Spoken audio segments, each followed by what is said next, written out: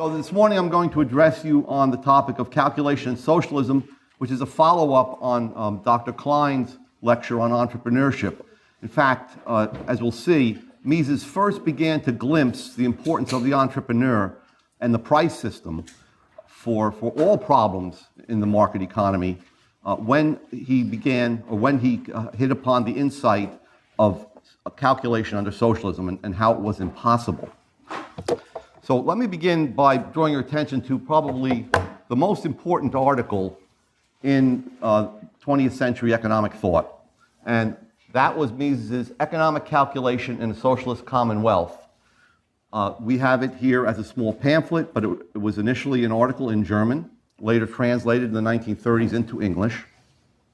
A very notable epilogue you might want to look at that sort of brings it up to date, or sets it in context of today's debates within the Austrian camp. But basically, what Mises' article did was to destroy the intellectual foundations of socialism. In a short article of less than 20 pages, he completely destroyed the economic basis for believing that socialism could be more productive than capitalism. And not only more productive, that it even could produce in a rational fashion. But he did more than that. It really represents a revolutionary breakthrough in economic theory.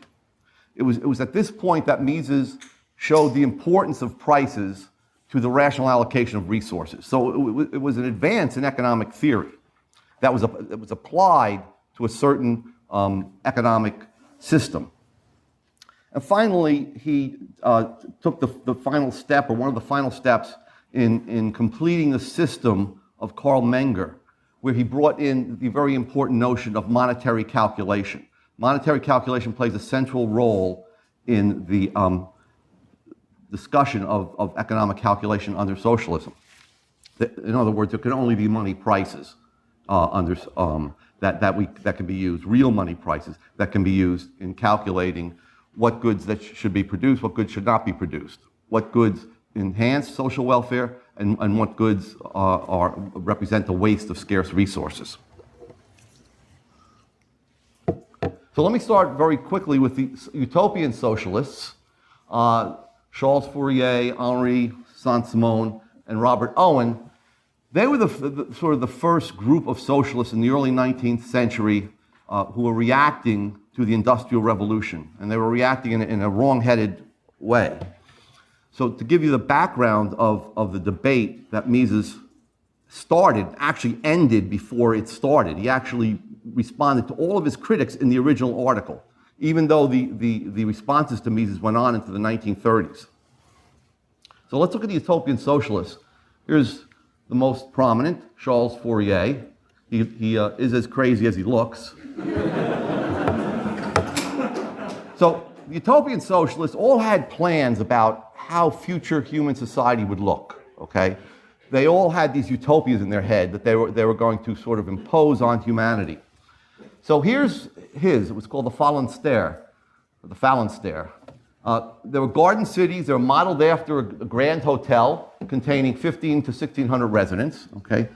They often say consistency is the hobgoblin of small minds, but symmetry is a hobgoblin of crazy minds. Okay, everything had to be symmetrical. This was based on a Roman phalanx of 144 soldiers. Everybody, now you would buy in, okay, and there would be sort of different levels of standards of living in this community. Everybody would be a stockholder, but there would be collective production. Everything would be produced within the phalanstère, and everybody would share meals, and the dirty work would be shared. Okay, where did he get this from? Well, he just, out of his own brain. That he sketched it out. That's what the phalanstère was going to look like. Okay, notice the symmetry there, right? Very symmetrical. Here's a model of it. Okay. Here is one that was actually built in New Jersey, about 20 miles from my house, in Monmouth, New Jersey. It lasted for about 12 years. It was built by the newspaper man, Horace Greeley, and some architect, okay? And as I said, it lasted for about 12 years. And here are some of the things he said. He said that 19th century France was in the fifth stage of advancement, okay? And basically, There were a number of stages. It started with confusion and savagery and so on. But he goes on and says, after passing through 2 more stages, it would approach the upward slope of harmony, the final stage of utter bliss, which would last for 8,000 years. Okay, nice round number. Right? How does he know 8,000 years? How does he know? But however, history would eventually reverse himself. He knew that too, and he would regress back to the beginning. Okay. And here's some of the things that would happen during this period of harmony. Okay. 6 new moons replaced one in existence. I mean, this stuff is in his book. Okay. I like the seas turning to Kool-Aid, and I like the fact that there'll be anti-lions that you can ride that would offer themselves to humans to be ridden. Roasted chickens would fly into human mouths. Roasted anti-chickens. Okay. And then number 5, might appeal to some people, human lifespan would stretch to 144 years, and 5/6 of this time, okay, exactly 5/6, would be devoted to the unrestrained pursuit of sexual love. Okay. That's Fourier. Now, the classical economists, even though they didn't have a very well-developed theory of value, were able to smash this nonsense. Basically, they said, who will take out the garbage under socialism? Who's going to do the dirty work? Who's going to do the difficult jobs, the unhealthy jobs, go down deep in the mines and risk cave-ins and explosions and so on? Who's going to get up early in the morning and do the smelly jobs of taking out the garbage? Well, the Fourier and Saint-Simon, they said, well, it'll be a new socialist man who will not work for money, but their incentive will be the approval of others. Now, what was implicit here was that if this incentive problem could be solved, socialism would be as productive as capitalism. Both sides more or less accepted that. All right. So the classical economists sort of won on the common sense of the incentive problem, right? Who's going to do all these dirty jobs and so on. Marx now came on the scene, and he was totally embarrassed by Fourier and all the utopian socialists and their crazy schemes. So he wanted to shut them up. So what he said was, he devised this doctrine, which he called scientific socialism. And he said, first of all, the inexorable laws of history, just like the law of gravity, just like the law of gravity will hold inexorably for any body that drops from any height towards the earth or towards any other body. These laws dictated that socialism would replace capitalism, just as capitalism had replaced feudalism, just as feudalism had replaced classical slavery, and just as classical slavery had replaced some golden age that Marx called the gens, where everybody lived together, sort of like Fourier. But he didn't talk about that. And so therefore, okay, if this was going to come about, it was unscientific to speculate about what the future of socialism would be, what it would look like. Okay? And it was also unscientific to try to hasten its arrival. It would arrive when the contradictions of capitalism had accumulated to the point where the capitalist system collapsed. And not 1 minute sooner, nor 1 minute later. And there was nothing anyone could do. Therefore, he was against the welfare state. He thought that sort of slowed down the movement in some sense towards socialism. He wanted unbridled capitalism. He didn't want minimum wages. He didn't want health insurance. They were against Bismarck, who introduced all of these sorts of programs in the 1870s into Prussia and Germany. So notice Marx's own writings, okay? His main writing was a 3-volume set of Das Kapital, only one of which he wrote, okay, because he was kind of lazy. Engels wrote the other 2. But Capital, he wrote about the contradictions of capitalism. He didn't talk about socialism. There are very few passages in Marx where he discusses what socialism, and then some final stage that he alludes to, communism, would look like. Okay. It was brilliant. Everybody shut up. The argument then became whether socialism ethically was better than capitalism or not. So it worked. I mean, it was a great ploy. And the utopian socialists disappeared pretty much. Because nobody wanted to be called unscientific. And that was until Mises presented his argument on the rationality of production under socialism. So what Mises said was that socialism abolishes private property, okay, in capital goods. and natural resources. Even if the laborer is left free to choose what job he or she would like to pursue, the state still owns all the factories, all the machinery, all the raw materials, and all the natural resources. So the second step is, if there's only one entity, in this case the socialist state, owning all the material factors of production, they can't be exchanged. Okay? You can't exchange with yourself. There aren't different wills, as we'll see. There's only one will acting under socialism. Whether it's a collection of let's say, bureaucrats, or as it was in the Soviet Union when they were economically planning, or it's one dictator, it doesn't matter. It's one will. There is no exchange. And third, without exchange, of course, there can be no market prices. And in the absence of market prices, no one can calculate costs of production. We don't know what the prices of steel are, the prices of electricity the price of electricity, and all the other goods that the state owns. Since there are no markets, there are no prices for these things. So even if there was a market for consumer goods, let's say consumers were paid in some sort of quasi-money in the form of scrip, and certainly in the Soviet Union they were, so they're paid in rubles, they can bid for consumer goods, but those prices aren't imputed, we talked about Menger, imputed back. They can't be imputed back to the capital goods and the natural resources. So you might have prices, but you have no cost of production. So you don't ever know if something that you're producing is going to be a social loss or social waste of the factors, scarce factors, or whether it's going to be beneficial. So finally, in the absence of economic calculation of profit and loss, socialist planners cannot know the most valuable uses of scarce resources, okay? And therefore, a socialist economy, economizing resources, using them only for the most important ends, is literally impossible. It's not impossible to produce stuff, to set up a Soviet economy that can produce stuff, but it's impossible to know whether you're producing according to even the dictator's own ends, whether or not the dictator himself, who's deciding on what to produce, whether he's doing it most efficiently, whether he's producing those goods. He doesn't know the opportunity costs of his goods. Okay, and I'll get into this in more detail. So this is Mises' statement here.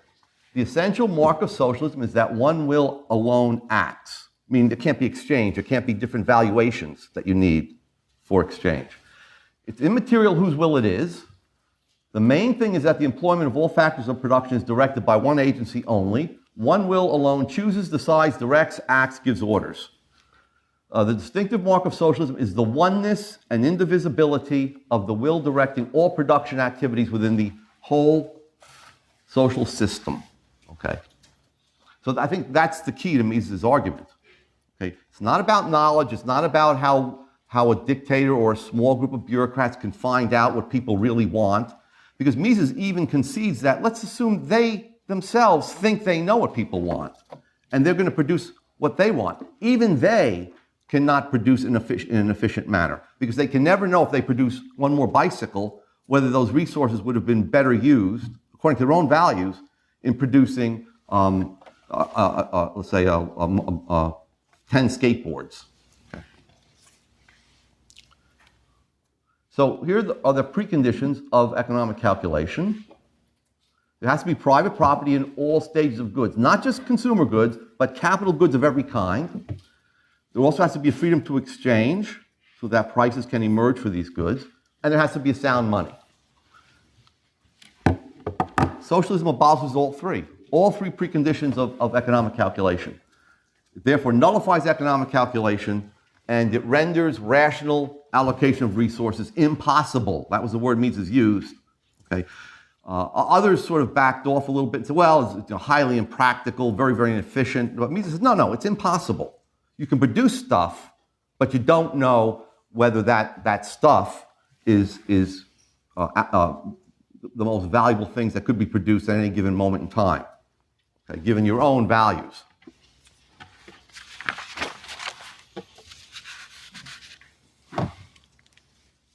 Okay, let's see how this problem is solved under capitalism. Let's say you want to produce a car under capitalism. Well, both a capitalist producer and a socialist producer could hire engineers and so on, and they do, and they would know that it needs a certain amount of steel. You would know the technical requirements for producing the automobile, a certain number of hours of machine time, certain number of hours of unskilled labor, engineering labor, certain number of square feet of factory space, certain kilowatts of electricity, and so on. You add all these things together, you combine them, and then you transform them into the finished automobile. Okay, it's my favorite car, Chevy SS, which just came on the market this year. I have one of the forerunners to that, is a Pontiac G8, very nice car. But in any case, they could produce. I mean, the Soviet economy or a totally socialist economy could produce a car like that because they know all of that stuff. What they don't know is whether or not that's a waste of resources, those resources are being wasted in producing that car, or whether that enhances social and economic welfare by producing that car. All right. In the market economy, right, we do know whether or not it is worthwhile, it is rational to produce the car. Because all resources, steel, engineering services, electricity, and so on, they're exchanged and they have market prices. So firms can calculate the cost of any conceivable production process. They can know their costs. And they know their costs in the terms of cardinal numbers, that is money prices, which can then be compared to the value of the output, that is, as given by prices that consumers are willing to pay. So, for example, if the average cost of the car is $40,000, okay, the per unit cost, and let's say the entrepreneurs forecast that the price that consumers will pay for a certain quantity of these cars is $44,000, then that is an efficient decision. Those resources could have been used in other production processes that consumers were willing to pay $40,000 for. They were valued at a cost of, or at a sum of money prices of $40,000. Alternative uses of those resources. More bikes, more motorcycles, more ball bearings, more of other things. However, if the expected price is only $38,000, then the resources are being wasted. They're being used to produce something that has a lower value than the resources. That is, they're being diverted to more valuable uses from the point of view of consumers to less valuable uses. Now, entrepreneurs make mistakes. As I mentioned, I think in my first lecture, I went through the number of firms that lost over $2 billion in the year 2011 yesterday. Firms lose money all the time, but that's not because they can't calculate. It's because the future is uncertain. The future is uncertain both for entrepreneurs and for socialist planners. That is not the point at issue. The point at issue is that the entrepreneurs can know what the costs of their actions are today. They can know the costs of producing. They know the opportunity costs of producing one thing rather than another thing. The better ones are able to forecast the future more accurately. The ones that aren't as good don't forecast the future as accurately. As Mises points out, there's a selective process which weeds out those entrepreneurs who continually and repeatedly misforecast the future. But there is no such mechanism under socialism because no one knows the value of what's being produced.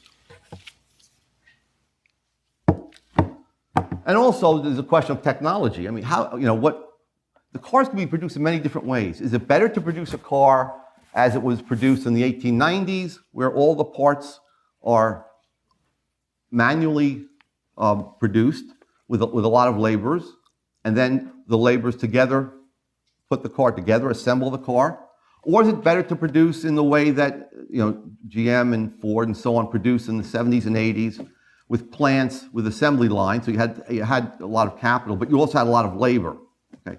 Or is it better to produce like the Kia plant that is just up the road on Route 85 here, which is highly capital intensive. There's a lot of robots putting together the automobile, and there's a lot of computers that control these robots. So there's a lot of capital and very little labor.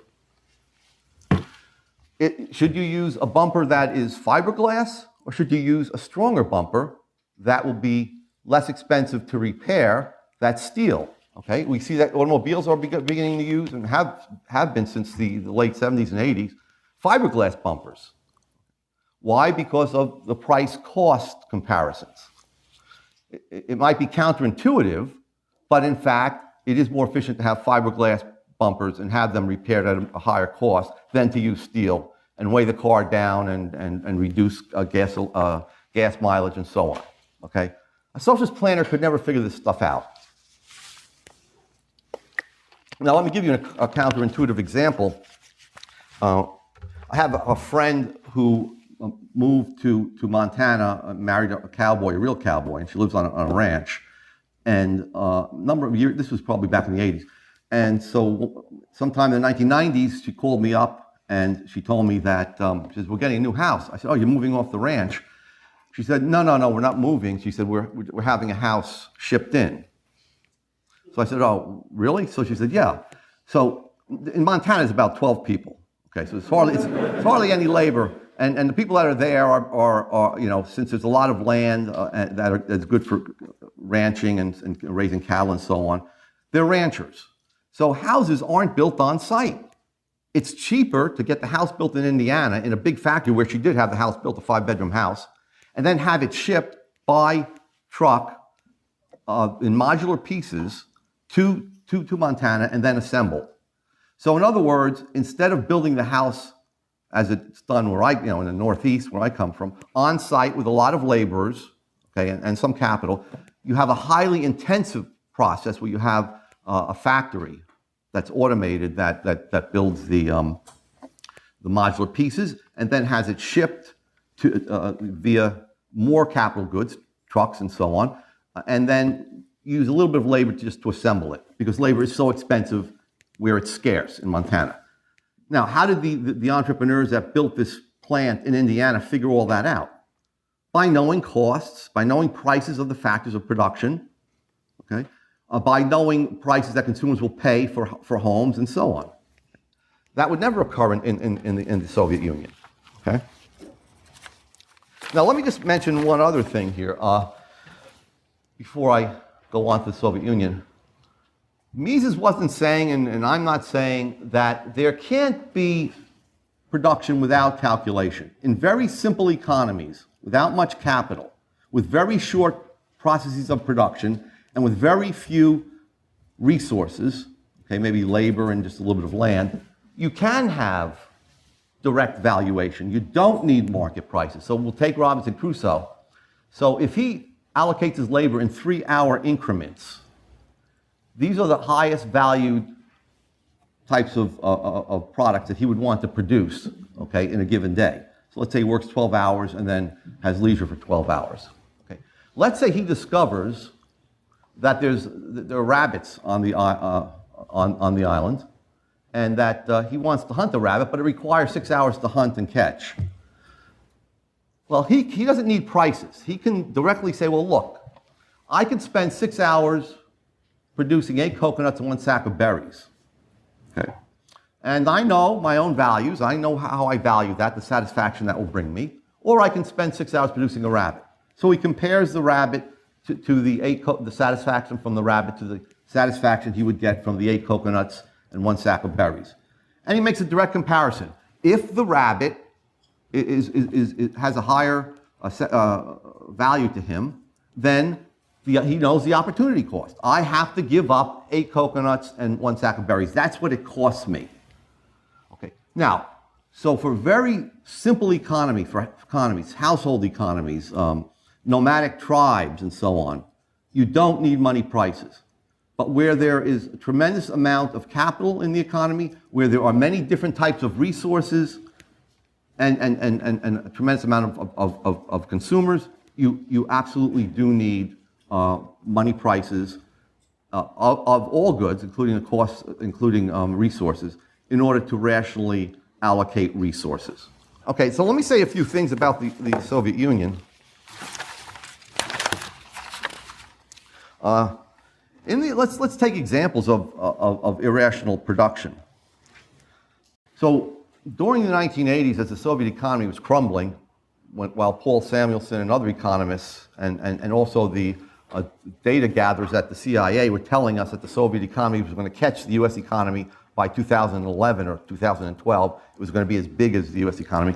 It was crumbling around their ears. And what you saw was people starving. There was a famine. Yet there were fields full of grain, fields of unharvested wheat. There were tractors that were rusting in the field. Okay? Why was that the case? Look, people were hungry. Why couldn't they get the wheat to the dinner table in the form of bread? Well, because they had allocated too much labor to producing steel, which was producing tractors, which were then being sent to farms, which then would rust in the fields because there wasn't enough labor to drive them, and there wasn't enough gasoline to power them. Okay, so it was complete. It was, as Mises called it, was planned chaos. They were trying to plan the economy, and all they were doing was planning chaos. And their system was something called gross output planning, where they would give various industries a target. There would be a minister of an industry, and they would give him a target of how many building nails you have to produce, how many chandeliers you have to produce, how many tractors you have to produce, and so on. And this was a system of mutual lying, of course, because what they would do, see, they would know that the minister, okay, so if the minister exceeded his target, he would get some kind of bonus. If he fell short of his target, he'd get a quick trip to Siberia. So they knew that, and he knew that. So what would he do? He would say, well, with our capacity and our labor and so on, we can only produce X amount. So he'd lie, much less than he could really produce, all right? Which means that he knew they would give him a higher target. So if they gave him a higher target and he could still hit it, then he'd earn bonuses. But they knew he was lying. So they would say, no, you have to produce X plus Y amount. So there'd be a mutual bickering, and so then you'd have the target finally set. The key was, though, it was very hard to specify quality, okay, and different levels of quality and so on. So Russian women, for a long time, had the dress sizes were all big. They were all wearing tents. Women that were smaller in the Soviet Union wouldn't be able to find clothing to fit them because it was easier, and you met the target easier when they said certain yards of clothing, certain yards of women's dresses, to make giant dresses, okay? And that's what that picture tells us. There was a shortage of building nails in the Soviet Union. There were a lot of structures that had been built, but there were no roofs on them. Or roofs. There were no roofs on them, I think that's...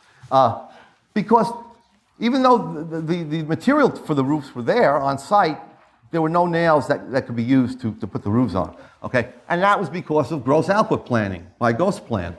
So this is a famous Soviet cartoon. There, the commissar of the industry is on the right, and there's the manager of that particular factory who also got his own target. And he's pointing up and saying, I've met my target, okay? So because they specified the target in terms of tons of nails. So, you make a 50-ton nail or something like that. There was also a famous speech by Khrushchev where he was talking to the Politburo, and he suddenly started bashing the chandelier industry. The reason was that during the 50s, a lot of the comrades were getting crushed by these heavy chandeliers that were pulling down the ceilings of their dachas, or their vacation homes, because they were so heavy, because they were specified in weight. Okay, so you have all these crazy things going on. And one famous joke that Western economists would hear when they went to the Soviet Union in the 70s and 80s was, and it was a takeoff on a speech that Khrushchev had given in the 1950s, where he said, "We will bury you," at the UN, and, meaning that we'll bury the West. He meant economically. He didn't mean that we're going to rain nuclear weapons on us. He meant economically, we will bury you. So the Soviet economists would laugh and say to the Western economists, we will bury you, but we're going to leave Hong Kong so that we can see the prices in Hong Kong. Because what they did, as we'll see, they copied the prices in Western countries. So they at least had a crude way of calculating. They weren't the correct prices because there were different scarcities, relative scarcities in the Soviet Union. Okay? So the question then becomes, how did the Soviet Union last as long as it did? And that was a criticism of Mises. Why did it last from 1917 to 1991, I guess. How did it last that long? Well, Mises, in his first article, pointed out that a socialist economy is an economy in which there are no prices. Since there is no to exchange, as I said. But like the post office, which really doesn't calculate, the post office, as Mises said, is owned by the government and it's set in a sea of capitalist enterprises. So it can always look at the prices that the capitalist enterprises are charging or are paying for different things.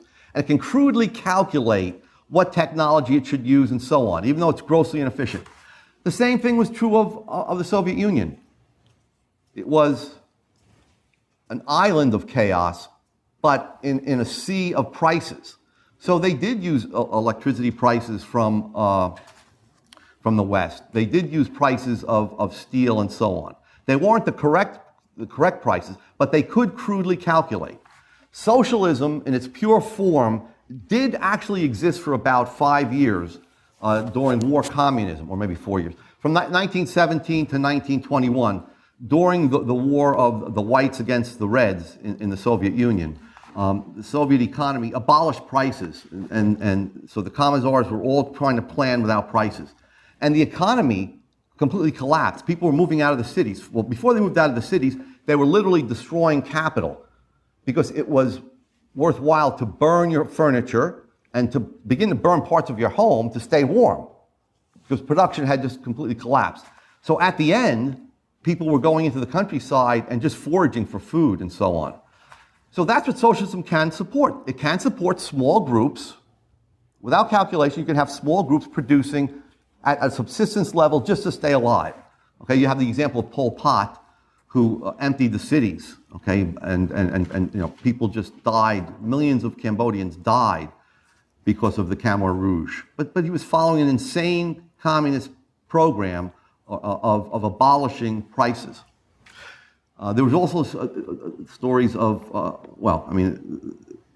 in the press, they're not just anecdotes, they're actually reports of black markets in the Soviet Union where consumer goods were being sold, and the Soviet Union, the Soviet authorities tolerated it because it generated some prices for them.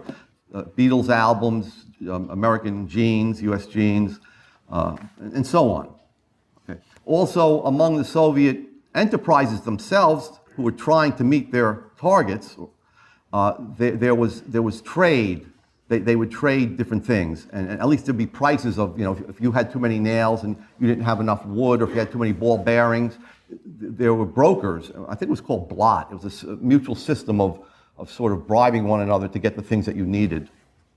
Okay, so they were striving for prices. Anyway, war communism was so bad that Lenin then abolished it and established the new economic plan, the NEP, which was the same plan that Nixon introduced when he imposed wage price controls. He called it the new economic plan. Also, China, just one last example, was ordering, the CIA found that China was ordering hundreds and hundreds of Sears catalogs to figure out what everything cost in the 1950s and 60s. Okay. And of course, the Soviet Union was really what it was state capitalism. They owned some natural resources that they traded. They owned oil, they owned diamonds, gas, and electricity that they sold on world markets. So it was really just a state capitalist system. It wasn't true socialism. Okay. All right, now let me just go a little deeper into the market economy. I want to talk about something called the appraisement process. Appraising means to determine the value of something, but to determine the value of that thing in cardinal numbers, in this case, in prices. Okay? So it's a process by which the market economy, which is driven by entrepreneurs, determines the money prices of all resources to be used in the economic calculation of cost of production. So right now, every single thing on the market, let's say in the US, has a price. Everything has a price.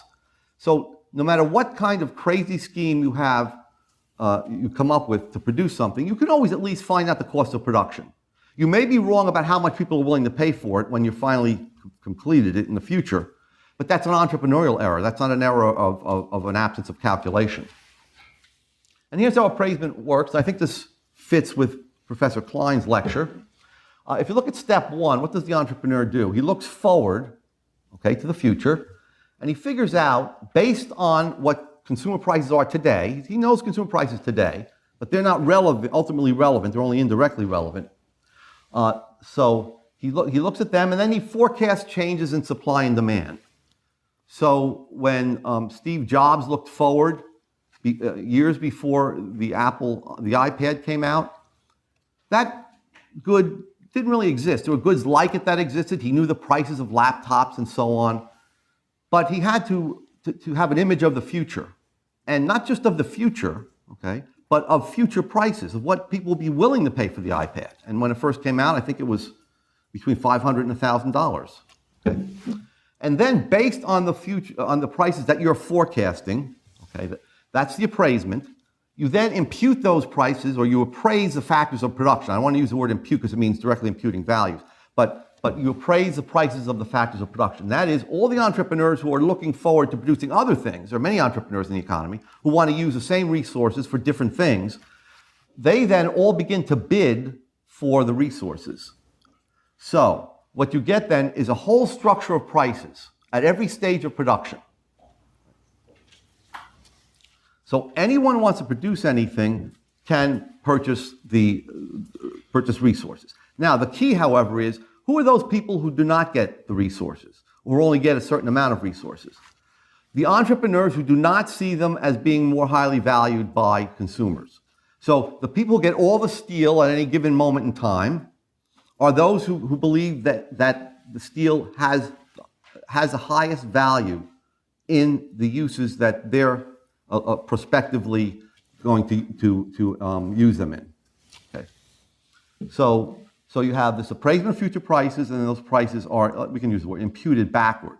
But it's done in the common denominator, so you can always compare prices and costs. So I'm just basically summing things up here. So resources are rationally allocated to their most valued uses by that process. Okay, and the entrepreneur is right in the middle of that process. And Mises saw that. So I think his theory of the entrepreneur, which he didn't develop really fully until 1949, the seeds of that theory are in this calculation argument. Okay, so what were the socialist responses to Mises? First, in Germany, you had some naive Marxist responses. So what the naive Marxists said was, well, Otto Neurath, who was a fanatical Marxist, said, what's the problem? Why do we need money prices? We can just have calculation in kind. We'll just add apples and oranges and men's suits and kilowatts of electricity and gallons of paint. Okay, he was an idiot. Okay, you can't add apples and oranges. They're heterogeneous. It's the first law of arithmetic. Okay. Marxists who are a little bit more on the ball than he was said, you know what? Labor hours are homogeneous. We can add labor hours. How many hours it takes to produce something? We can calculate in terms of labor hours. And someone who works will get, a scrip or quasi money that says he's worked these many hours, and then he can trade it for goods that have cost these many hours, the same amount of hours to produce. So we can have some sort of an economy. A couple problems with that. Is LeBron James really, is an hour of his labor really equal in value to that of a cashier at McDonald's? Or in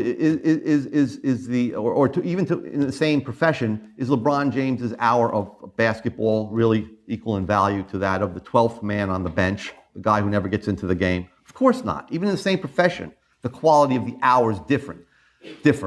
So they're not really homogeneous units. Okay. And then when you go into other professions, of course, you have this problem that they're totally, a brain surgeon versus a cashier at McDonald's. You can't compare them. Okay, the market can compare them, But no individual without market prices can compare their values or their usefulness. Also, it leaves out of account capital. Obviously, labor is more productive when there's more capital. So a laborer will produce more when he's aided by, let's say, a robotical machine than he can by hand. The farmer in today's world driving a tractor that is computer controlled or harvester or whatever is much more productive than the American farmer in 1900 with a team of horses and a plow. Okay, even though they physically may be just as skilled. Okay, so Mises smashed that. He already crushed all this stuff in his original article. Let's assume a stationary economy. This is a bit more credible. So some of the German economists said, well, wait a minute. What we'll do is we'll simply, the last day of capitalism, when we take over, the first day of socialism, we'll call all the managers together and we'll tell them, just do the same thing you were doing. We'll leave everybody in place. Do the same thing you were doing the day before. Of course, everybody will be paid equally. Okay? Well, now that actually might work. Let's say they're a new socialist man and the incentive problem is solved and everybody says, yeah, we'll just do the same jobs. Okay, we want to help society. However, that assumes that you're going to live in a changeless world where there's never any new technology, where people's tastes don't change, where there's no fads, where there's no depletion of natural resources and you have to look for other resources. So as time goes on, it might be rational for the first, few months and so on, but as change goes on and accumulates and time goes on, this becomes a totally irrational system, okay? To assume a stationary economy, okay, as we do for certain purposes in economic theory. And then go on to the more sophisticated neoclassical responses. So this debate moved to the English-speaking world when Hayek moved to the London School of Economics in 1931. And he collected the articles that were written during the earlier debates in the 1920s by Mises and George Halm and others, and wrote some of his own articles. And so he had some sophisticated neoclassical responses. One was the trial and error method. Look, entrepreneurs don't always get the prices right. They have to figure out the right price. They make mistakes. There's losses and so on. We'll just do the same thing. We'll just try to figure out prices as we go along. And Mises points out that the problem with that method is that trial and error is only applicable when you know that you're looking for something. So before I lost my iPhone just before I came in here. So I ran out. I know what I was looking for. I know what my iPhone looks like. Okay. The socialist managers don't know what the right price looks like. They have no way of knowing that. There is no calculation. They just can't come up with a price out of their heads. So when there's an identifying mark that says this is the right thing, yeah, trial and error works perfectly. Okay. And you have that under capitalism. The entrepreneur knows if he suffers losses, then there's a mistake that was made. He's looking for those prices or those costs of production, that production process, let's say. He's looking for that process, trying to identify that process that brings profit. Whereas the planners don't know what they're looking for. Then there's market socialism. Under market socialism, these economists, Oscar Lange and Abel Lerner, they basically said, well, look, what we'll do is we will have the managers of the firms produce at the lowest possible cost. Now, we ourselves as planners will set the prices. We will set consumer goods prices, and we will set the price of the factors of production. Okay? If with these prices, let's say there's too much demand at a certain price for steel, and people are lining up for it, we'll just raise the price. And if there are, let's say, women's dresses on the market that are in oversupply, then we'll lower the price of that. And so we'll just experiment with that. A couple things wrong with this. From Mises' perspective, this is just playing market, because the managers are not entrepreneurs. The capitalist system is an entrepreneurial system. It is not a managerial system. I don't have much time to go into any of this, but basically Mises called this playing market. It's like children playing market. He said it would be just as scientific to pick prices out of a hat, because you've already set up the firms.